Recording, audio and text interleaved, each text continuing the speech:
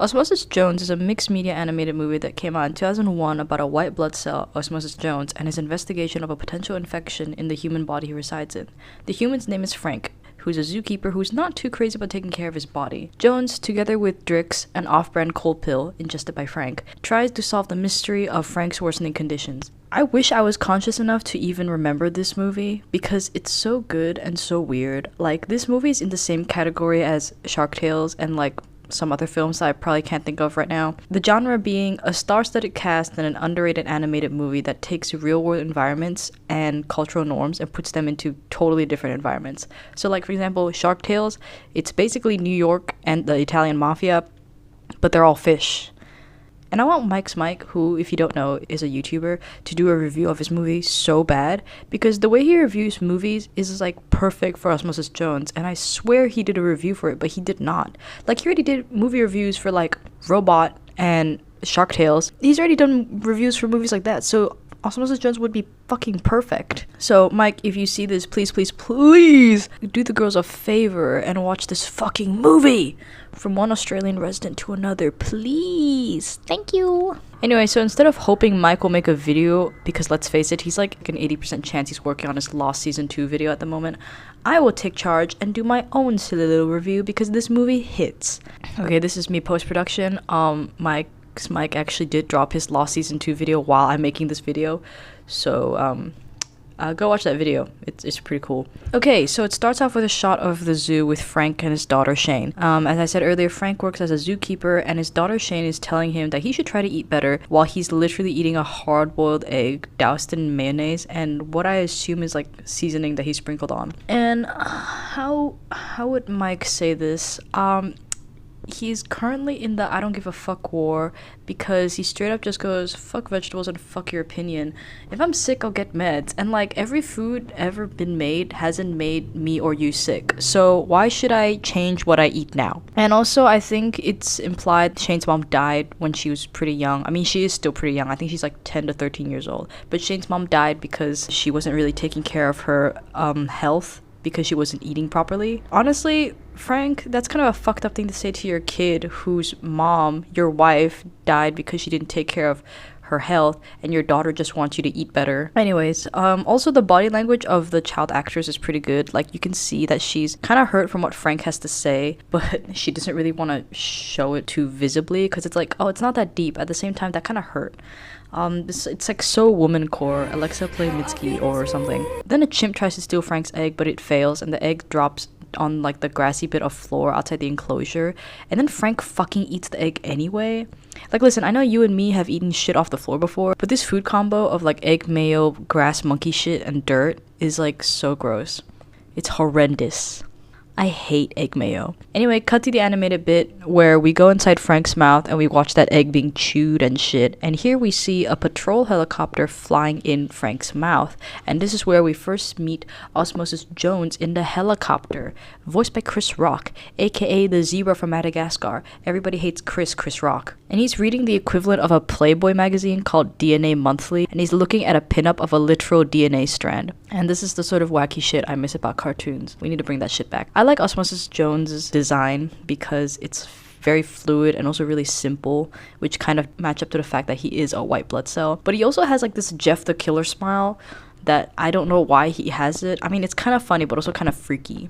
Like, what that mouth do? Anyways, from this scene, we take that Osmosis Jones wants to be in, like, a cooler, respectable position, because, like, he knows he's capable of doing more, but he's not doing it in, like, a cool, altruistic way. He's doing it in a very proud, ego-y way. So that's the sort of vibe you should get from him when you watch the movie. Him and the helicopter pilot find some gingivitis, and Osmosis Jones uses a spit gun from the helicopter to shoot them down. Biology time! As a med student, I can actually confirm this. Gingivitis is caused by poor oral hygiene, and spit is commonly used to improve oral hygiene.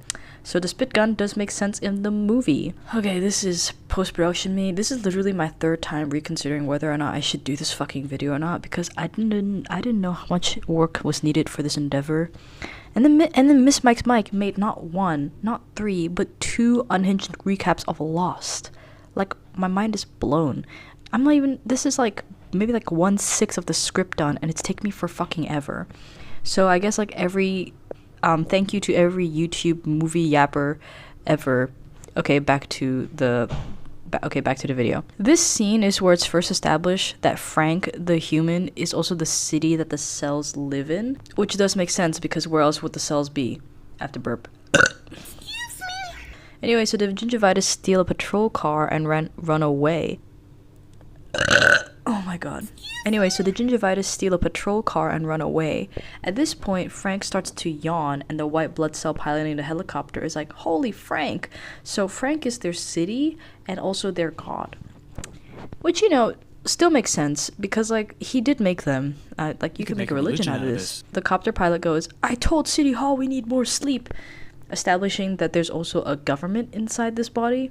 And when I was writing the script, I was trying to think of like a joke to insert here. I even have on my script, insert joke, work in progress.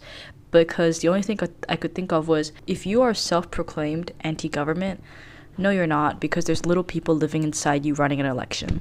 Not really that funny, but please laugh. The yawn sucks the germs and the white blood cells down the windpipe, and then while that's happening, we cut to like a pair of beat cop white blood cells, and they're chatting, and one of them says he's gonna take his girlfriend to see the kidney stones, which at first I thought it was like some kind of monument or like a statue, because that's what I was thinking when they said kidney stones, because like stones. In my brain I was thinking of like the Grand Canyon, but it's just the kidney stones. But then I rewatched the movie with captions, and it says we're going to the kidneys to see the stones, which leads me to believe that the stones is actually like a band or something, and the kidney is the venue for where they're performing. And this makes sense because the other cop goes like, good for you, they could pass any day now. Like, as in the stones will leave the venue because like kidney stones will pass the body, and then that means that the performance is over. What? Or like, alternatively, it could just mean the stones would just like die because they would pass any day now. I don't know how kidney stones work. I'm not a medical student. During the chase scene between Jones and the gingivitis germs, I really like the details in the background. Like, there's this huge ass sign that says peace in the middle ear, which, what? Like, huh? So that is to say there's like a war in Frank's middle ear, wherever that is, or this is like a well-placed pun to showcase the advocation to us, the audience, to bring peace to the Middle East, which makes sense because like, when did this movie come out? 2001. And what happened? Listen, I'm not the most educated about this part about American history, except for that really one big part, so I'm gonna just move on. Okay. Jones's boss, who's the captain of the white blood cell precinct, yeah, that's right, I do watch Law & Order and Brooklyn Nine-Nine. I do know what I'm talking about. He tells Jones to back down and let the other white blood cell cops deal with it because it's out of Jones's jurisdiction. Then Jones decides goes AWOL and jump out of the helicopter and lands on the stolen patrol car, but unfortunately his hands slip and it causes the germs to escape. And because he slipped, the cop cars that were already chasing the germs had to swerve off the street, or like flesh or like blood cell or something, to avoid hitting Jones. And one of the cop cars lands on a billboard that says come visit the land down under, which I get is a pun, but like, does that make the ass canonically Australian? Jones catches up with the germs and cuts them off, and they nearly run him over, but he dodges, and then he whips out his gun and aims, which is kind of like this universe's version of like a white blood cell releasing chemicals to fight off an infection. Yeah, I know, I'm so smart. Did I mention that I'm a medical student? He misses and hits a nerve tower, which makes Frank cramp up. Now back in the mouth, there's a white blood cell cleanup crew cleaning up Frank's fuck-ass mouth. As they're cleaning, one of the white blood cells disappears, and it's seen that he's been sucked into the vacuum pack that he was using. And out comes the main villain, Thrax. And the other white blood cell says like, holy spit, like, you know, like holy shit, but it's like a kid's movie. And the villain, Thrax, voiced by fucking Lawrence Fishburne, aka Morpheus, something, I forgot the rest of the words for this part. He goes, careful, I'm contagious. Yeah, the girls know what I mean. And then here comes what I think is the craziest death scene ever for like a kids movie in 2001. Like, if I was alive and like 9 years old and I watched that in 2001, I would never leave my house again, or at least like not eat food off the floor. Cause he's like, dude, This is insane. There's this little germ who didn't get exterminated by the white blood cells, and he sees all this happen and he narrowly escapes. Then Thrax heads down the throat, infecting it as he goes. Now we go to Cerebellum Hall, where a bunch of cells are interviewing the mayor. His name is Mayor Fleming. And in this scene, you can see that there's a statue called Our Founder, and it's shaped like a sperm. Yeah, I love world building actually. The mayor is like a classic scummy, everything is fine, there's nothing wrong character, and he only really cares about his position of power. His assistant Leah, voiced by, hold on, let me check. Brandy Norwood?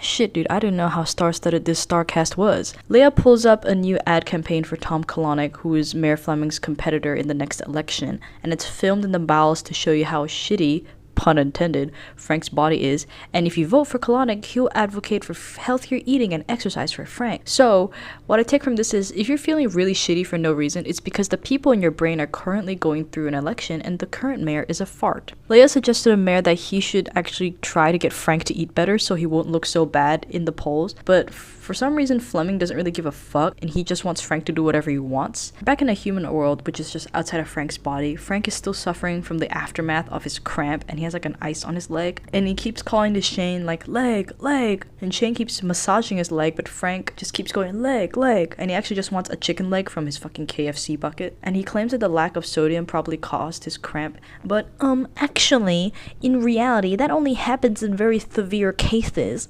so Frank is just making that shit up. I love medicine or whatever. Frank chokes on his chicken because remember Thrax is infecting his throat, and Shane checks on it and she decides to make an appointment for the doctor. Fleming doesn't want this to happen, so he uses this override key to control Frank temporarily, telling him to take a cold pill called Drixinol instead. In the FPD, Frank Police Department, if you didn't know, Jones is sneaking back into the precinct to avoid embarrassment by hiding behind a germ who was arrested for holding 5 micrograms of adrenaline, which I don't know, I think that's kind of funny, but at the same time, how is adrenaline, I don't get it, how is adrenaline a drug? Because we have adrenaline in our bodies, so why is it like illegal? And also, how did the germ get that?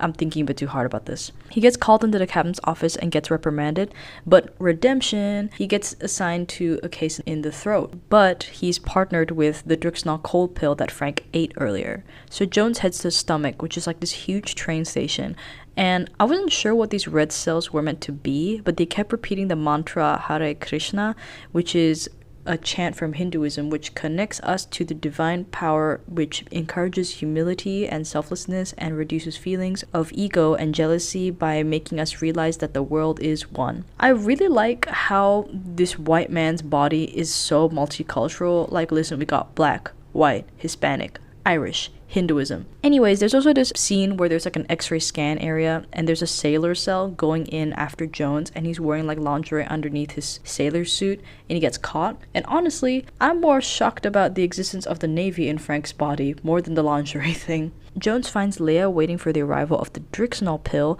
and he like shapeshifts himself to make him look more macho and attractive. And this scene reminded me about like this ad I saw on TV where this girl was looking in the mirror and she didn't like how much fat there was on her stomach, so she pushed really hard so the fat went from her stomach and straight to her boobs. And I will not lie, when I was a kid and I saw that, I definitely did try to do that, mostly just to see if that was even possible, and obviously that didn't work. So anyways, Jones approaches Leia and flirts with her, and he's like doing it in a way that's like annoying but in a charming way. But like, Jones, I get it. Yeah, okay, like Leia, voiced by Brandy Norwood. Yeah, I get it.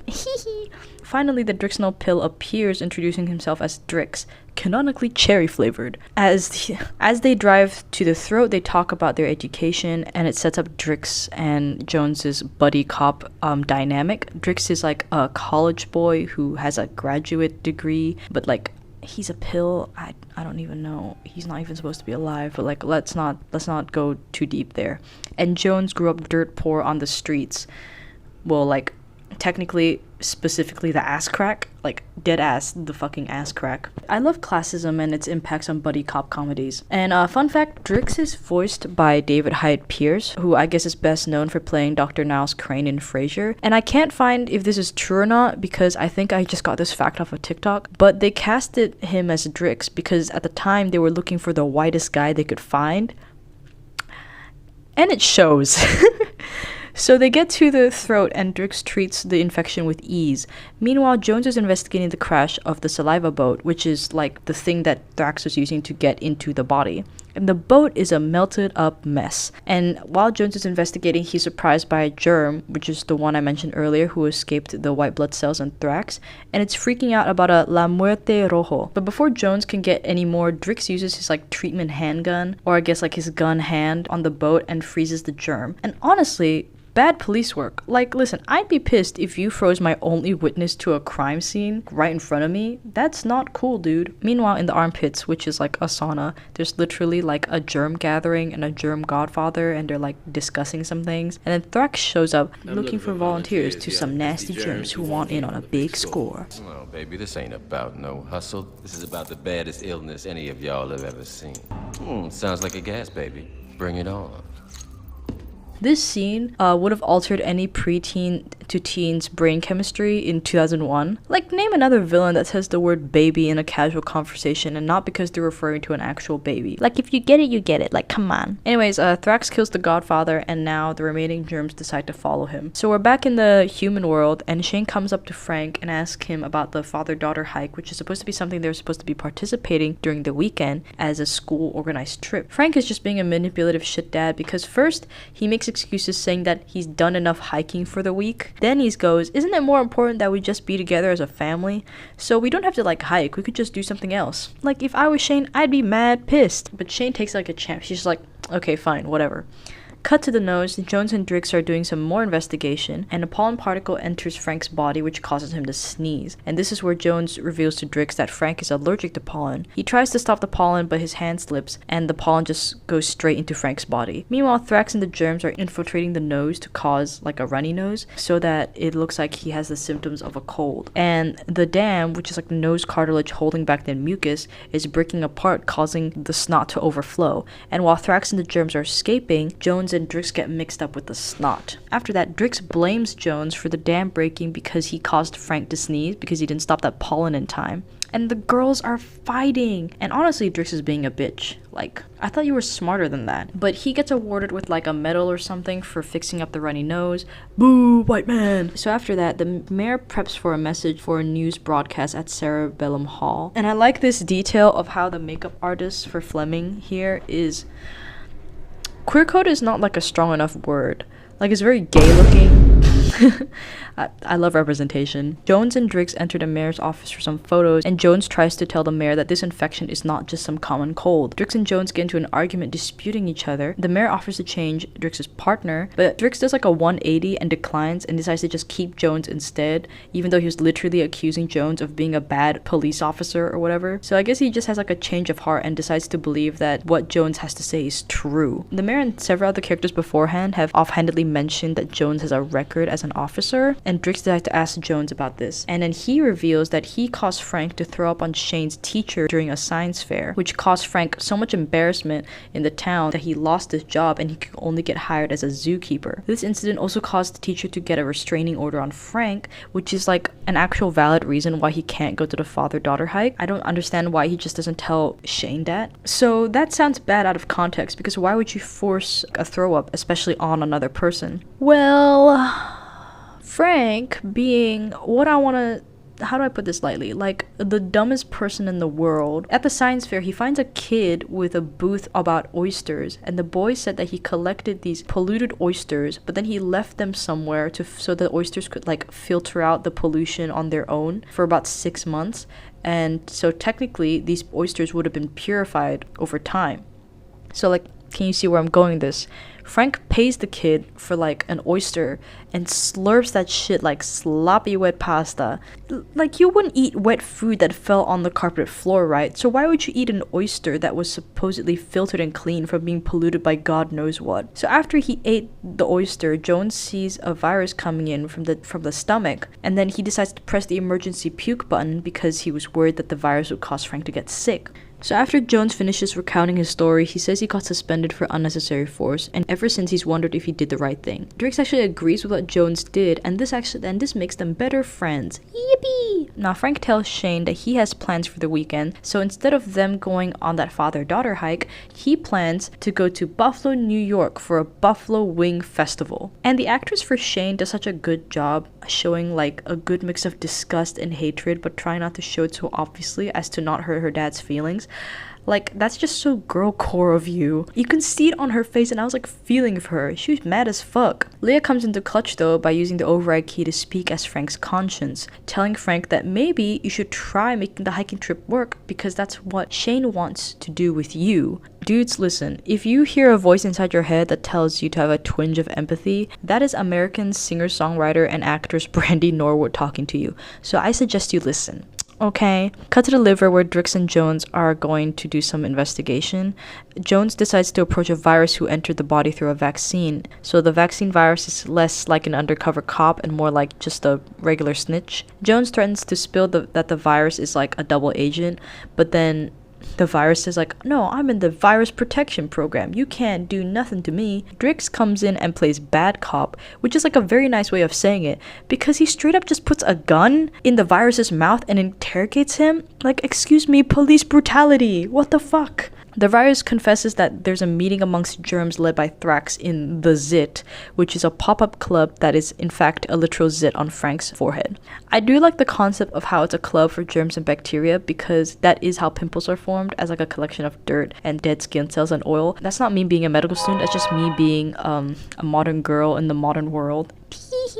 Jones and Drix come up with a disguise and sneak into the club, and when I watched this for the first time, I was like, how would Mike say this? Like gagged by the music, because the music that's been featured in this movie up till now has always hit. It's very like 90s hip hop and R&B, but I really like this song that they play in the club. I don't know why. I think it just kind of, how you say, tickles my brain or whatever. Also, how did this movie get approved for kids? Because like maybe I'm just being a bit of a prude, but there's literally a germ in the back in a bikini with like 3 boobs and dancers in those tube things they have in clubs sometimes. Anyways, Jones follows a couple of germs and finds Thrax and learns of his plans. And Thrax plans to sneak into the brain to steal a bit of the hypothalamus gland, which is like a thing that controls the temperature of the human body, and by stealing a bit of it, Frank will rapidly develop a fever. Meanwhile, Frank goes to Shane's school and tries to negotiate with the teacher so that he can go to the hiking trip with her, because as I mentioned earlier, the teacher has a restraining order against Frank, so he legally cannot be at the hiking trip. And I can respect this attempt, but frankly, this should have come first and not going to Buffalo Wings, New York. And oh my god,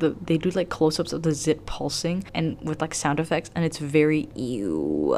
While they do these close-ups of Frank's zit, Frank is like begging and being really sincere towards the teacher, but all she can do is like ogle at the zit, and like, me too, girl. It's also so uncomfortable because like Bill Murray is trying to do like these sad puppy eyes, but his third eye is looking right at me and it's fucking disgusting. Back in the zit, Jones gets caught and is restrained, but Drix comes in a nick of time and they fight, but Drix is not able to like uncap his pill bullet because it's stuck or something. So Jones just uses it grenade style and sets a freeze bomb around the whole vicinity. Fun fact, outside the club, there's a sign that says the zit, but like the second it explodes, the sign changes to the cyst. And yeah, I love world building. Back to in real life, they do like these special effects things of the zit exploding off of Frank's face, and to describe it, it just looks like a mini white meatball fell off Frank's head with like a little bit of juice coming out, and that's so fucking disgusting. And what's worse is that poor Miss Teacher, the fucking zit lands on her lip. That like gunk of like juicy oily bits of dirt and dead cell and bacteria and nasties on her lip. Rightfully pissed off, the teacher yells at Frank and tells him to leave, and she will not be lifting that restraining order for the hike. After the explosion, Jones and Drix think that the problem has been solved and that Thrax has left Frank's body, so they leave the crime scene to call for a scab. In my script, I just have this note that says this duo is very much ADHD autism core, so take that as you will. The duo report back to the precinct and find Leia and the mayor there. And I didn't notice this on my first watch, but Jones calls Leia Brandy on accident. Leia, what are you doing here? Which is just obviously Chris Rock calling Brandy by her actual name on accident instead of referring to the character's name. But like, why did they keep that in the final cut? Did they just have that one line and they could never like re-record it again? Chris was aware that he made a mistake because he went, "Hey, Brandy, Leia." So, like, if he was aware of that, why didn't they just do another take? And for a second there, it made me think that Jones just forgot Leia's name, and it kind of undermined their relationship. But now I just know it's just Chris Rock completely forgetting to say Leia instead of Brandy. The mayor's mad at Jones, even though he's doing his job, and Jones, like, talks back and defends himself. So the mayor fires him, you know, as you do. The mayor also, like, reads and drags down Drix and tells him to leave Frank's body, which is, if you're a little silly and a little crazy, one may correlate this conversation to immigration politics. And also, imagine being called a marked down over-the-counter useless Tic Tac. Like, gagged. Dude, if someone said that to me, I would be thinking about that for years. In the real world, Shane confronts her dad and she says that she's not going to Buffalo and she's just gonna go on the hike. Frank honestly doesn't really fight back much and just says he'll just go with his friend Bob instead. Then Shane gets really pissed and says, I'm tired of this. It's not fair. I go where you want to go. I eat what you want to eat. Don't you ever think about anyone other than yourself? And Shane spills that her mom might still be around if her mom and Frank would just listen to her and eat better and take care of themselves. Were you silent or were you silenced? And also, it's not even like that deep. All she wants is just her dad to be healthier. Like, come on, it's not that hard. Back in the body, Jones and Drix are packing up and going on their separate ways. Drix packs only one thing, which is a pair of I Love Frank shorts, which is a little silly because he doesn't wear pants or have legs. As Jones is unpacking, you can see his locker and two things. What type of cell in the body does sexy bikini pinups? Put your answers down below in the comments. 2, why is the year on the calendar 1953? Because I know damn well it's not 1953 in the real life world, because they have things like a TV and like KFC chicken bucket. Okay, I'm sorry, I genuinely couldn't think of anything that was different between the 50s and the 90s. I'm so sorry. And I thought that that number might have been the number of days Frank has been alive, but when you do the math, that's only been about like 5+ years. So it would make sense if that's just the year that Frank was born, but why would the calendar just be that 1 year? If you know, can you please explain? Thanks. While Thrax is infiltrating the brain, Jones gets depressed and starts moping around, and he goes into a theater with a free screening of Frank's subconscious, which is just like his dreams. So it's basically like that scene in Inside Out. And some of the dreams include, honey, I forgot my pants, the exam, he didn't study and the test is in 5 minutes, your worst nightmare, which is just his friend Bob marrying his daughter. Frank, if you're worried that your best friend, a grown man, is going to marry your like 10 to 13-year-old daughter, maybe you should find another friend, okay? Meanwhile, Thrax goes to where the hypothalamus is and electrocutes one of the white blood cell scientists and kills the other one off screen. Like, brutality. Baby, you are looking fine today. If this movie came out this year, how many people would openly admit to sucking a virus's dick? Leia sounds the alarm and Thrax escapes into the subconscious. He touches one of Frank's dreams, which lets Jones know that he's still alive because Jones is watching the screen turn red. And so Jones chases after Drix, who's queuing up to board the bladder boat, which is just like pee. And because I knew that Drix was a pill, I didn't know that he would be leaving the body via pee. I thought he was gonna like dissolve into nothing and die. Like, I was very much ready for him to die at the end of the movie, where like maybe he sacrifices himself, or like he just dies after defeating Thrax. He'd just be like, my work here is done, goodbye everybody, and then he dies.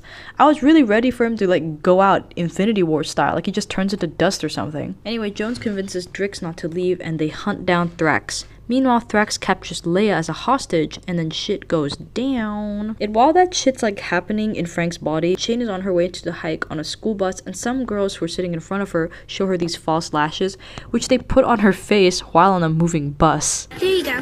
You look good with falsies. Those bitches are fucking lying. Frank is also driving a car on the way to his trip, even though he is sick as hell and also drank a beer. The FPD and Jones and Drix are in a car chase with Thrax and hostage Leia. And I like this joke where the police radio says the suspect is headed for the uvula, and Jones doesn't know where or what that is, so Drix says it's that dangly thing down in Frank's, but before Drix could finish, Jones immediately thinks it's his dick. Yeah. Frank literally passes out while driving and Bob calls the ambulance. Shane sees this on the bus on the way to the hike and follows Bob to the hospital. And Shane is like literally seeing these doctors trying to help her dad, and this scene is honestly kind of traumatizing. Like, imagine your mom dies because she doesn't care for her health, and then your dad's gonna die in the exact same way, and you're gonna watch that live. And I also like how no one decides to move her away and just let her watch. Jones and Drix manage to save Leia from Thrax, but Thrax escapes by releasing pollen in the air because he collected someone who was in the nose, and this causes Frank to sneeze. Jones follows through and gets Drix to shoot him out of his gun, and both of them land, guess where? Shane's eyeball. I also love this shitty CGI eyeball. Anyway, they fight, and this scene... You know what, Jones? You want this chain so bad? Big Daddy Thrax is gonna let you have it. Like I said previously, if this movie came out today, how many people would openly admit to sucking a virus's dick, huh? Before Jones gets finished off, Shane blinks and it splits them up. Now Jones has the hypothalamus chain, and they both land on like the shittily placed false eyelash that's falling off Shane's eye, and for some reason is on her bottom lash instead of her top lash. Jones traps Thrax on the falsie and he escapes, and the lash lands in a solution of alcohol and kills Thrax in like the equivalent of that Rick and Morty vat of acid episode if the vat of acid was a vat of acid. And now the nurses kick Shane out with Jones still on her lash with the one thing that could save Frank. So like, fuck! Frank, the city, not the person, is literally going through like a doomsday scenario. Everything's crashing and melting and on fire. And then Frank fucking flatlines, causing Shane to come running in and crying. Her tears fall into Frank's mouth, which Jones uses to get back into the body and restore the hypothalamus bit. And Frank comes back to life. Watching that scene for the first time made me feel really sad for Shane because all she just wants is her dad to be healthy. It's not that hard. But then again, I've seen those videos of American grocery stores and how they have like sugar cereals in like those dog kibble bags, so I'm sympathetic. Jones gets awarded with his job back and gets praised as a hero. He declares Drix as his partner, cop partner, not the partner you were thinking of. Like, I mean, they could, oh, never mind. Jones and Leia are making out. Good for them, I guess. Like, he wasn't like an asshole to her in every interaction. He was actually decent. The bar is so low. Drix says his visa's about to expire. How can he stay in Frank's body? And I like this joke. Jones goes, let's go to hemorrhoids and get you a good lawyer. That's funny. I've seen Law and Order. I get it. Lawyers are dicks sometimes. Shane and Frank finally get their father-daughter hike, and Frank finally makes it a point to be more active and eat healthier. Also, Mayor Fleming now works in the bowels, and I guess he fucking dies because he accidentally activated a fart and gets farted out of Frank's body.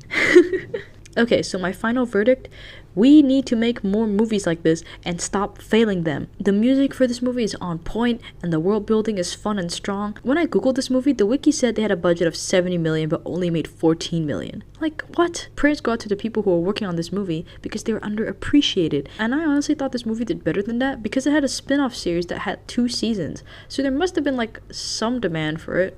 Or maybe they just want to use their property license, I don't know. Maybe this is like the unfortunate formula for movies like this. They turn out to be like this slay, but they lack the audience reciprocation, and it can't be both this cool and worked out really well in the box offices, I guess. Go watch this movie if you like Shark Tales and also wish Zootopia took place inside a human body, and also in 2001.